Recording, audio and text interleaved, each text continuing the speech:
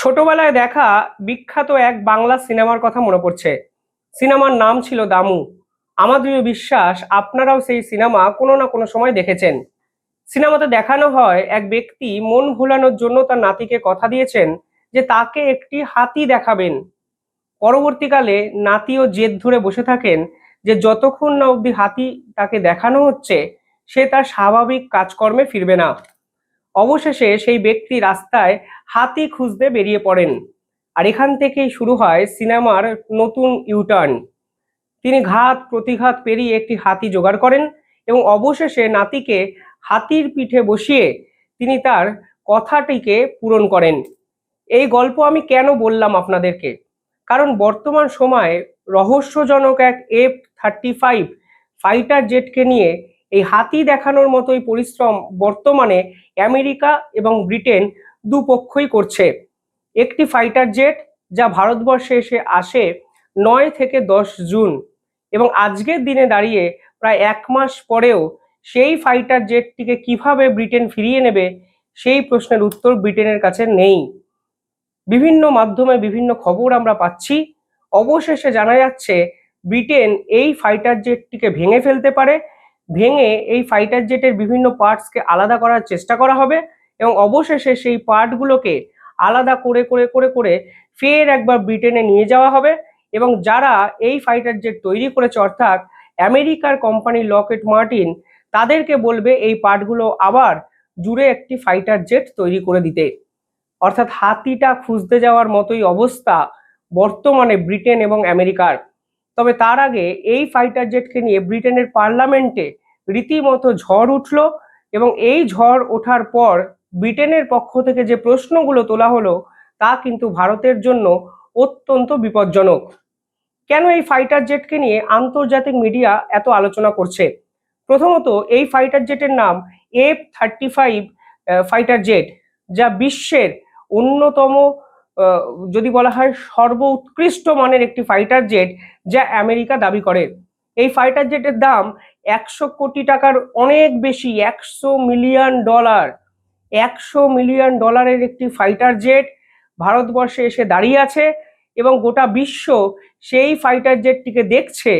তা যে ব্রিটিশ আভিজাত্য, সেখানেও যে ধাক্কা লাগা, তা কিন্তু ব্রিটেন উপলব্ধি করছেন। ঘটনাটা কি ঘটে? 9 এবং 10ই জুন ব্রিটেন বা ব্রিটেনের রয়্যাল নেভি তারা একটি এক্সারসাইজ চালায় ওয়েস্টার্ন আরবিয়ান সিতে। এই এক্সারসাইজ যখন চালাচ্ছিলেন তখন তারা ভারতের যে এয়ার ডিফেন্স ইন্টারন্যাশনাল জোন আছে, যাকে আডিজ বলা হয়, তার খুব কাছে চলে আসে। পরবর্তীকালে ব্রিটেনের পক্ষ থেকে ভারতকে অনুরোধ করা হয় নাকি যে তারা যেন এই ফাইটার জেটটিকে ভারতের কোনো এয়ারপোর্টে নামার সুযোগ করে দেন, কারণ এই ফাইটার জেটের নাকি জ্বালানি নেই। ব্রিটেন বারবার এই ফাইটার জেটকে নিয়ে একাধিক ধারণা কিন্তু বিভিন্ন সময় বদলেছেন। কখনো তারা বলেছেন এই ফাইটার জেটের জ্বালানি নেই বলে তারা ফিরিয়ে নিতে পারছেন না, কখনো তারা বলেছেন এই ফাইটার জেটের হাইড্রোলিক ফেলিয়ার হয়ে গেছে বলে ফিরিয়ে নিতে পারছেন না, কখনো তারা বলেছেন কেরালায় বর্ষার মরশুম, তাই এই ফাইটার জেটটিকে আপাতত ফিরিয়ে নেওয়া সম্ভব নয়। ব্রিটেনের এই দাবি যখন উঠে আসে ঠিক তখনই ইন্ডিয়ান এয়ারফোর্সের পক্ষ থেকে একটি টুইট করা হয়। সেই টুইটটি কিন্তু রীতিমতো ঝড় বইয়ে দেয় আন্তর্জাতিক স্তরে।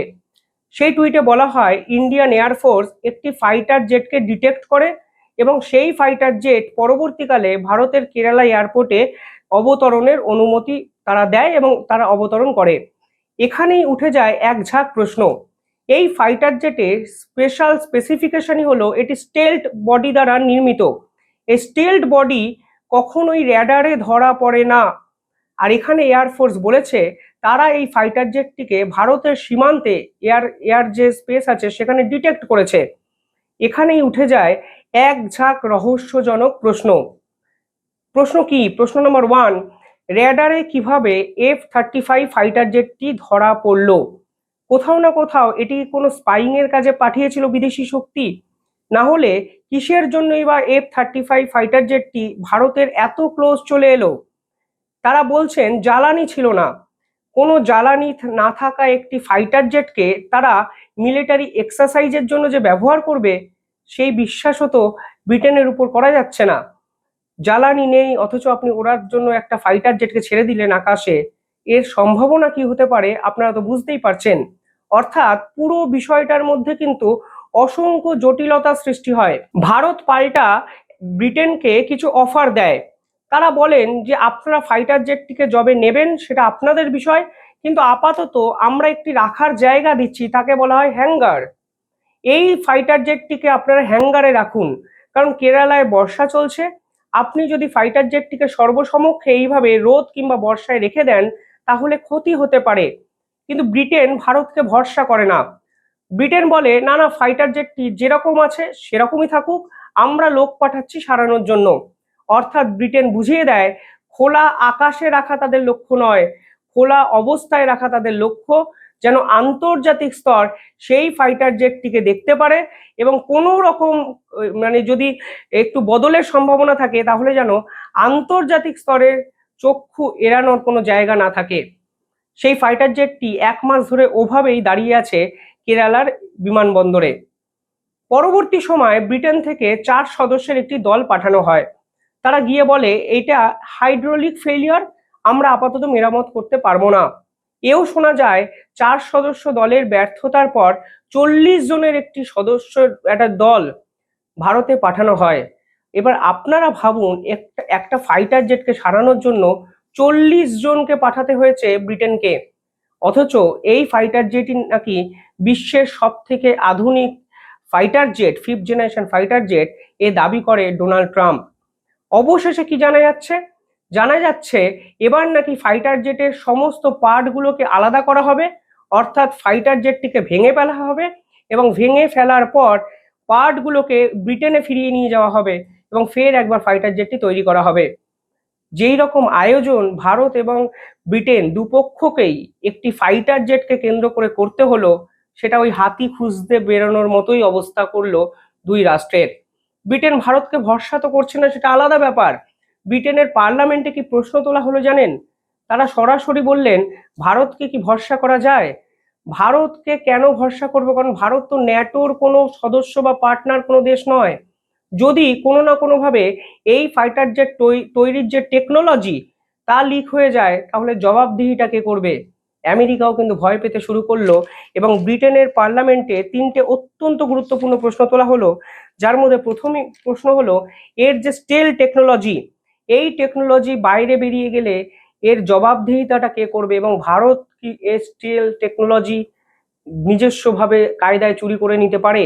এই প্রশ্ন তোলা হলো ব্রিটেনের পার্লামেন্টে। সেকেন্ড যে প্রশ্ন তোলা হলো সেখানে বলা হলো প্রেসিডেন্ট অ্যান্ড ট্রাস্ট ইস্যু হচ্ছে কোথাও না কোথাও। ভারত আমাদের পার্টনার নয়, এমনকি ভারত F-35 কাস্টমারও নয়। ফলে আমরা কেন ভারতকে দিনের পর দিন এই F-35 ফাইটার জেটটিকে রাখতে আমরা ভারতকে বেছে নিলাম? 3 নম্বর যে প্রশ্ন তোলা হয়েছে এটা স্টেলথ কনসার্ন হচ্ছে, যে এই স্টেলথ র্যাডারে ধরা পড়ে না এবং এটাই কিন্তু এই ফাইটার জেটের ইউএসপি। $100 মিলিয়ন ফাইটার জেটের ইউএসপি হলো এটি র্যাডারকে এড়িয়ে কাজকর্ম করতে পারে। কিন্তু ভারত কিভাবে এটা র্যাডারে নিজস্ব কায়দায় ধরে নিল? প্রশ্ন অনেক। তবে অবশেষে ঘোষণা করা হয়েছে এই ফাইটার জেটটিকে ভেঙে ফেলা হচ্ছে এবং ভেঙে ফেলে যে কায়দায় তারা ব্রিটেনে ফিরিয়ে নিয়ে যাচ্ছেন সেটাও একটা মানে মস্ত বড় কর্মযজ্ঞ। যে খবর সামনে আসছে সেখানে বলা হচ্ছে এই ফাইটার জেটটিকে মানে ভেঙে ফেলার আগে কিছু নির্দিষ্ট পদক্ষেপ নেওয়া হবে। কি পদক্ষেপ? এখানে প্রথমেই বলা হচ্ছে এই যে ফাইটার জেটের যে পোর্শন, এই পোর্শনটিকে সিকিউর একটা জোনে কিন্তু আবদ্ধ করে নিতে হবে এবং ব্রিটেন এর জন্য ভারতকে হয়তো 2 কোটি টাকাও দেবে, কারণ পার্কিং চার্জ এবং সিকিউরিটি পারপাসে ভারত এটার পিছনে খরচও করেছে এবং সেটা দেওয়া উচিতও। বলা হচ্ছে সিকিউর দ্য সাইট, যেখানে ফটোগ্রাফি বন্ধ করা হবে, এয়ারফিল্ডটাকে ঘিরে ফেলা হবে এবং কোনো ভারতীয় মেকানিক্স যেন এই ফাইটার জেট অবধি পৌঁছাতে না পারে সেই চেষ্টাই করা হবে। এবার ভাবুন, ভারতের কেরালা এয়ারপোর্ট, সেখানে তাদের ফাইটার জেট আটকে গেছে, ভারত তাদেরকে রাখতে দিয়ে সাহায্য করেছে, আর তারা চাইছে ভারতের কোনো প্রতিনিধি যেন সেই ফাইটার জেটের কাছে অবধি যেতে না পারে। ভারতের বদলে বিশ্বের অন্য কোনো দেশ যদি হতো তাহলে এই বিষয়টা কি এত সহজে মেনে নিত? প্রশ্ন কিন্তু থেকেই যায়। সেখানে বলা হচ্ছে অল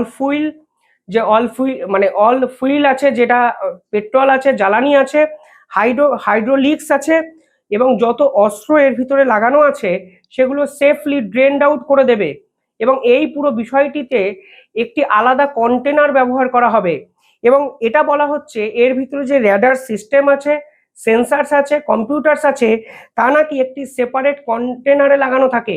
সকলের আগে সেই কন্টেনারকে আলাদা করতে হবে এবং আলাদা করে সকলের আগে লকহেড মার্টিনের যে সদস্যরা আসবেন তাদের হাতে তুলে দিতে হবে এবং এই পুরো কাজটায় কোনো ভারতীয় ইনভলভ হতে পারবে না।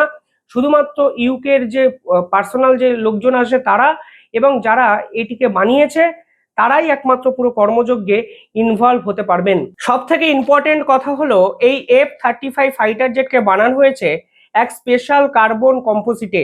ফলে এই পুরো বিষয়টি যখন করা হবে তখন কোনো আঁচড় যদি F-35 এর গায়ে লাগে তাহলে কিন্তু ম্যাসিভ একটা লসের সম্মুখীন হবে আমেরিকা এবং ব্রিটেন। জিওপলিটিক্যাল তাৎপর্যে এই ঘটনা যদি বিশ্লেষণ করেন দেখবেন সত্যি মানে ফাটা বাসে পাটা আটকে গেছে আমেরিকা এবং ব্রিটেনের। প্রথমত এই কাজটি তাদের করতে হবে ভারতের মাটিতে। আমেরিকায় কিন্তু 2019 সালে এই ধরনের একটি ঘটনা ঘটেছিল, যদিও ফ্লোরিডাতে হয়েছিল, যা আমেরিকার নিজের দেশ, নিজের জায়গা, ফলে কাজটা কিন্তু অনেক সহজ ছিল। কিন্তু ভারতের মাটিতে এই ধরনের সিক্রেটিভ অপারেশন তাদের করতে হবে, সেটা কিন্তু আমেরিকা কিংবা ব্রিটেন দুপক্ষকেই অনেক ঝুট ঝামেলার মধ্যে ফেলতে পারে, তা কিন্তু পরিষ্কার বোঝা যাচ্ছে। একটা সিকিউরিটি রিস্ক থাকবে, কোনোভাবে যদি ফটোগ্রাফি বা ভিডিওগ্রাফি বাইরে লিকেজ হয়ে যায় তাহলে F-35 ফাইটার জেট কিভাবে বানানো হয়েছে তার স্টেলথ যে সোর্স কোড, বিভিন্ন ক্ষেত্রে কিন্তু এটা লিকেজ হওয়ার সম্ভাবনা আছে, তা পরিষ্কারভাবে বোঝা যাচ্ছে। আমেরিকা এবং ব্রিটেন দুজনেই জানে ভারত কিন্তু F-35 এর পার্টনার কিংবা কাস্টমার কিছুই নয়, ফলে তাদের ক্ষেত্রে কিন্তু কাজটা অত্যন্ত কঠিন। এই পুরো অপারেশনটা করতে হবে সিভিলিয়ান এনভায়রনমেন্টে, অর্থাৎ সাধারণ মানুষ যে সকল জায়গায় ইজিলি অ্যাক্সেস করতে পারে এই রকম একটি জায়গায় এই পুরো অপারেশনটা করতে হবে। ফলে তাদের কাজটা কিন্তু আরো অনেক বেশি জটিল হয়ে যায় এই পারিপার্শ্বিক অবস্থানগুলোকে বিচার বিশ্লেষণ করলে। তবে এই মুহূর্তে নিঃসন্দেহে বড় খবর যে এই ফাইটার জেটটাকে ভেঙে ফেলা হচ্ছে এবং ভেঙে ফেলার পর সেটি অন্য দেশে নিয়ে যাওয়া হচ্ছে একটি আলাদা এয়ারক্রাফট ক্যারিয়ারে। ভেঙে ফেলার গুরুত্বটা কেন কেন ভেঙে ফেলা হচ্ছে সেটাও একটু আপনাদের বলে রাখছি। দেখুন এই ফাইটার জেটটিকে যদি দেখেন দেখবেন একটা উইং থেকে অন্য উইং এর এই যে দৈর্ঘ্যটা, এই দৈর্ঘ্যটা হলো 40 ফুট। কিন্তু ব্রিটেন জানিয়েছে তারা গ্লোবমাস্টার 3 ট্রান্সপোর্ট এয়ারক্রাফট করে সেটি তাদের দেশে নিয়ে যাবে। এই গ্লোবমাস্টার 3 এয়ারক্রাফটের যদি দৈর্ঘ্য দেখেন তাহলে দেখবেন 18 ফুট, অর্থাৎ দৈর্ঘ্য বা প্রস্থ যদি দেখেন দেখবেন 18 ফুটের বেশি নয়। ফলে কোনো অবস্থাতেই এই পার্টিকুলার ফাইটার জেটটিকে যদি না ভাঙা হয় তাহলে এটি এয়ারক্রাফট ক্যারিয়ারে তোলাই সম্ভব নয়। ফলে বিভিন্ন দিক থেকে কিন্তু জটিলতা আছে। যদি আরো গভীরে যান দেখবেন এখানে যে হাইড্রোলিক ইঞ্জিন ব্যবহার করা হয় তা এতটাই সেন্সিটিভ এবং সিক্রেটিভ একটা বিষয় যে ইঞ্জিনিয়াররাও এই পুরো বিষয়টা কিন্তু জানে না। ফলে অনেক রকম এখানে জটিলতা আছে। এর জন্যই তারা ঘোষণা করে দিয়েছেন কোনো ইন্ডিয়ান পার্সোনাল কোনো কাউকে সামনে আসতে দেবেন না। একাধিক ঘোষণা, একাধিক সিক্রেটিভ মেজারমেন্ট তারা করেছেন। কিন্তু সব মিলিয়ে যে রহস্যটা থেকেই গেল সেটা হলো হঠাৎ করে কেন F-35 ফাইটার জেট ভারতে চলে এলো এবং ভারতও কিসের জন্য প্রায় 1 মাস ধরে এই ফাইটার জেটটিকে ভারতের কেরালা এয়ারপোর্টে স্থান দিল। কমেন্টে জানাবেন আপনারা কিভাবে দেখছেন পুরো বিষয়টি। ধন্যবাদ।